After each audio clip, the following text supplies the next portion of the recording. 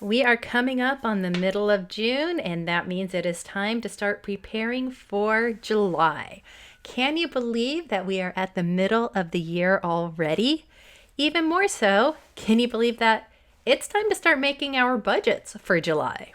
That's going to be what I'm doing in this video, so if you're curious to know how I'm going to spend my money, stick around and find out. And hello and welcome back to my channel. I'm Erin, and on this channel I am documenting my journey to debt freedom and financial independence. And a key part of that is budgeting, and I do follow the budget mom. I have just made modifications to her worksheets to have them in an Excel spreadsheet, and that is what I have here in front of me. So we're going to walk through our income and everywhere we're going to spend it. It is a zero-based budget, so we're going to make sure that every single dollar has a home. So to start, we're going to input our income. This is our gross income, not our net. We're comfortable sharing that, but not the rest of it. I've been asked a couple times what our net is, and my response is always the same. That's a nunya, as in nunya business.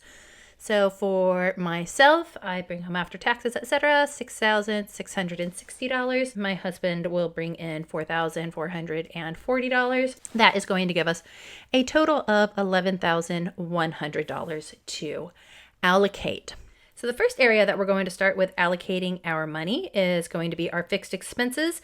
These are the set expenses that we have to pay every week or every month, and all of these are pretty much the exact same amount. So for our personal loan, this is our last consumer debt that we have if you have been following my journey. If you have not been following my journey, consider subscribing to my channel and following along. We're only about 3 months away from being able to say that we are consumer debt free, and then we're going to move into being a bit aggressive with our investing.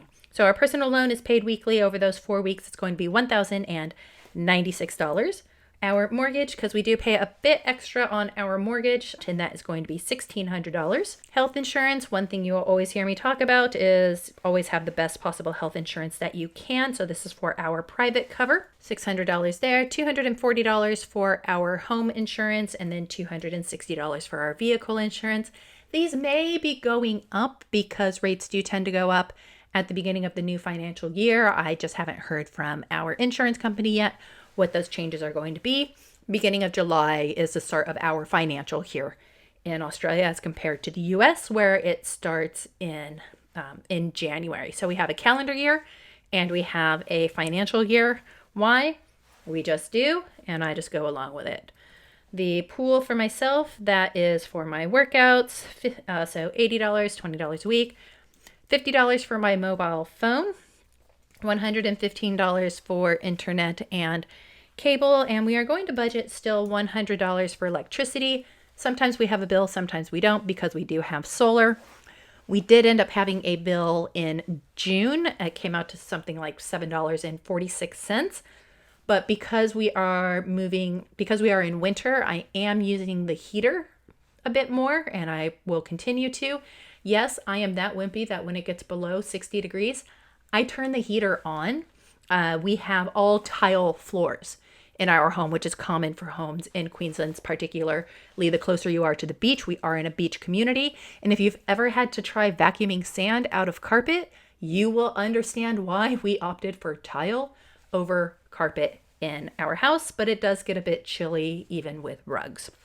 So that is going to give us a total in fixed bills of $4,141, and that leaves us $6,959 left to allocate. So where we are going to jump to next then, after our fixed expenses, is going to be our variable expenses.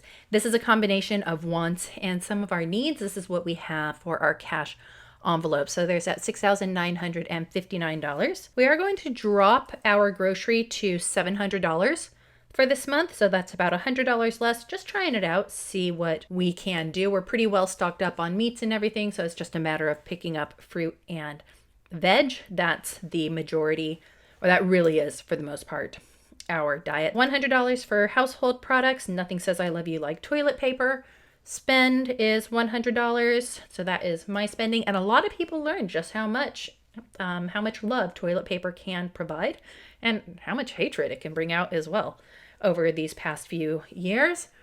Fuel, we are sticking at 600. Prices are starting to come down a little bit, so hopefully we stay within budget there. Our fuel prices are outrageous here in Australia, ranging probably close to around $7 per gallon when you do a conversion. Transport, so transport is separate from fuel. Transport is just for our tolls and our fees. If they can whack a toll on it on a road or a fee of some way here, they are going to. They collect money left, right, and center. You may as well just hold your wallet out to the government here and to say, take my money. So $300, tolls, any parking fees when I have to go to hospital, which is usually at least once per week for appointments and such. And then if I take the train or the bus or the ferry or anything like that, that all comes out of there. $300 for our doggos, $100 in bulk groceries. Again, we've dropped this down some because we are sitting pretty well in terms of where we are at for having meat and chicken and lamb and everything else. That is stocked up. $150 for that is miscellaneous. So $100 for miscellaneous. These are things that come up that we didn't think about that we should have, or if we kind of go over budget, though I do have a new idea of what to do there. $150 for eating out. My husband and I like to go out for a date lunch or a date dinner. Just a casual meal once every, once a week or once every 2 weeks.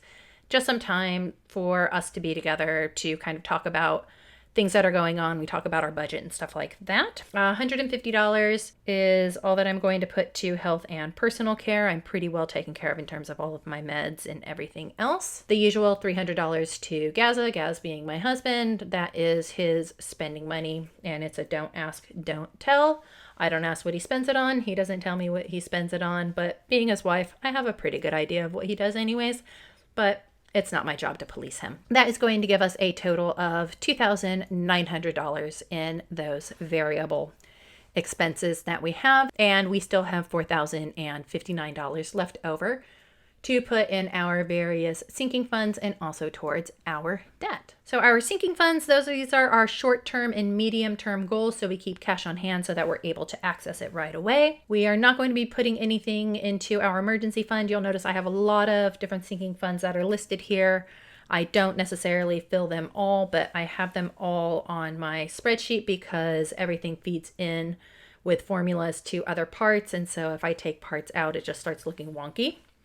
So we're going to have $200 going to home and car maintenance, the usual $310 going towards car registrations because just like petrol, registering your car in Australia costs an arm and a leg. $260 going towards utilities, $200 going towards our camping trip because we have that coming up in July. So that's going to be for 5 nights, 4 days. $130 to professional and personal subscriptions, and then an additional $455 that will be going to various other sinking funds, so birthdays, Father's Day, etc. That is going to give us a total going towards our short and medium term savings of $1,555. That is going to leave us with $2,504 left over.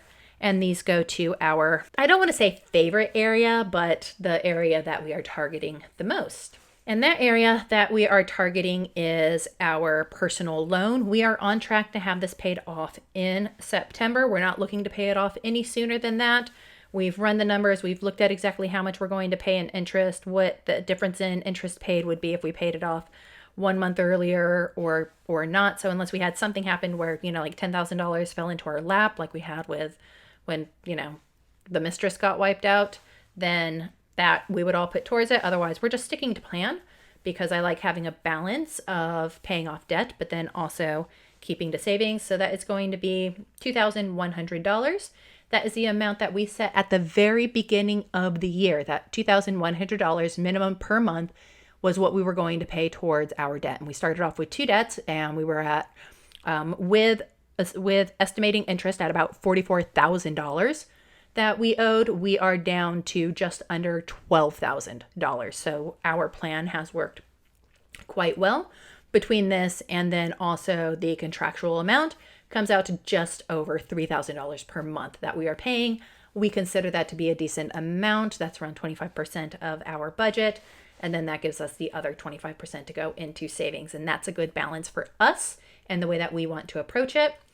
That is going to give us $404 left over that we can kind of do whatever we want with. Woohoo! So this remaining $404, I am going to put $304 of it aside for different saving challenges.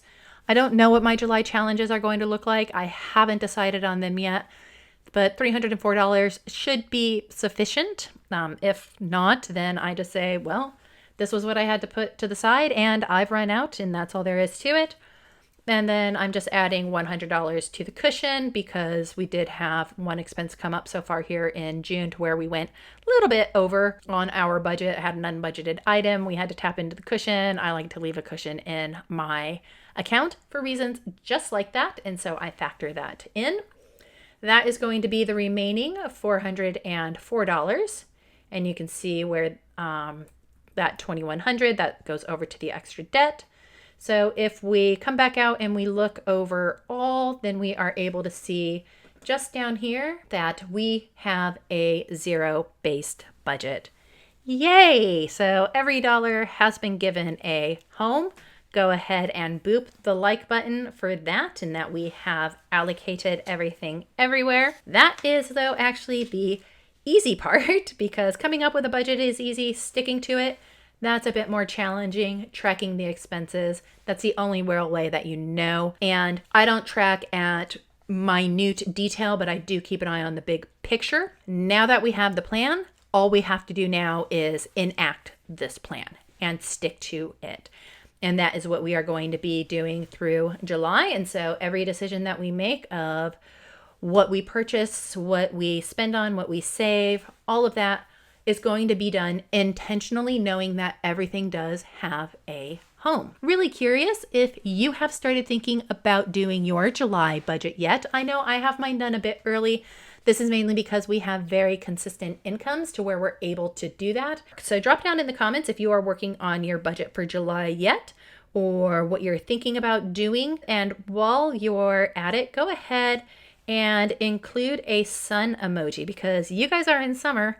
I'm in winter, and even though the sun's out, I know your weather is a lot better than mine, and I am happily living vicariously through other people and all of their fun summer activities. And it will probably be the same when it becomes summer here and it is winter there. As always, remember to choose kindness, show gratitude, always keep a positive mindset, and I will see you in the next video.